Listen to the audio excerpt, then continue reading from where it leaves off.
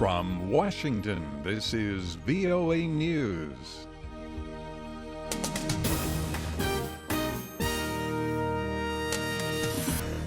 I'm Dave DeForest reporting the U.S. to focus on getting rid of Syria's president. The United States government says it will use Friday's talks on Syria to urge an end to the regime of President Bashar al-Assad. As many as 15 nations will participate in the Vienna talks, including Iran and Russia, Assad's top two allies. A U.S. State Department spokesman says the focus in Vienna is reaching a framework for a political transition in Syria. Protests and attacks in Jerusalem eased Thursday, but tensions remained high in Hebron. A Palestinian man stabbed and wounded an Israeli border guard near a shrine in the city. The man then attempted to stab another security officer before Israeli forces shot and killed the attacker. In a second incident, a Palestinian allegedly tried to stab an Israeli soldier in Hebron.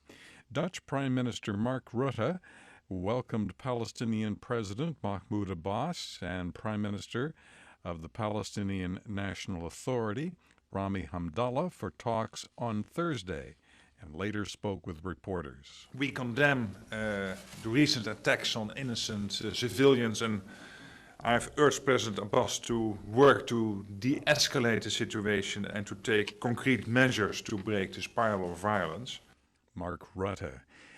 Tanzania's Electoral Commission says ruling party candidate John Magufuli has won the nation's presidential election. The commission said Thursday the CCM party's Magufuli defeated main challenger Edward Lowassa of the opposition Chadema party 58 to 40%.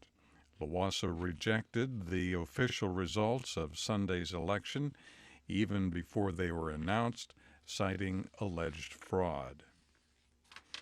This is VOA News. The U.S. House of Representatives has elected Congressman Paul Ryan as its Speaker. The 45-year-old Republican from Wisconsin is the youngest person to become House Speaker in more than 100 years. To me, the House of Representatives represents what's best of America, the boundless opportunity to do good. Speaker Paul Ryan. Und die Antwort wird kein einziger europäischer Nationalstaat. Germany's foreign minister said Thursday that the European Union needs a common border protection policy. Frank-Walter Steinmeier also said the EU needs to be ready to share the migrant and refugee burden fairly.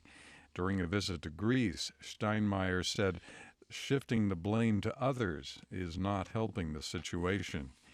U.S. economic growth slowed in July, August, and September, expanding at an annual rate of just 1.5%. Thursday's report from the Commerce Department showed the gross domestic product expanded at less than half the rate of the previous quarter as consumer and business spending slowed. With Turkey heading to a general election, the government's Syrian policy is coming under increasing scrutiny. Dorian Jones has more. Turkish President Recep Tayyip Erdogan and his ruling AKP party has been in the forefront of calling for the immediate removal of the Syrian President Bashar al-Assad as the only way to end the Syrian civil war. Ankara is one of the main backers of Syrian opposition groups fighting the Assad regime, but the policy is facing growing criticism within Turkey, as it's been blamed by opponents for the country having to house more than 2 million refugees. The critics also say Turkey is becoming increasingly isolated diplomatically because of the policy. Dorian Jones, Istanbul.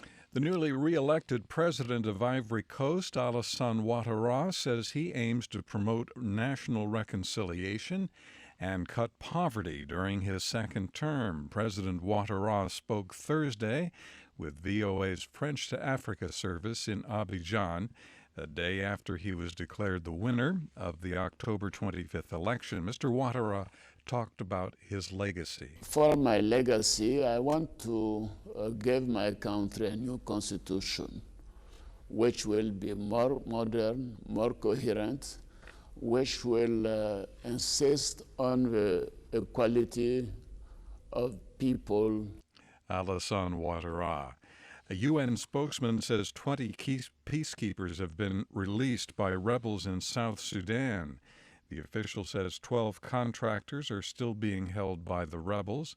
The peacekeepers were detained on Monday while escorting a UN fuel barge on the Nile River. Taking a brief look at market activities on Wall Street, U.S. stock indexes ended the day down today. European markets were down. On Thursday, Asian markets were mixed at the close of trade. In Washington, I'm Dave DeForest.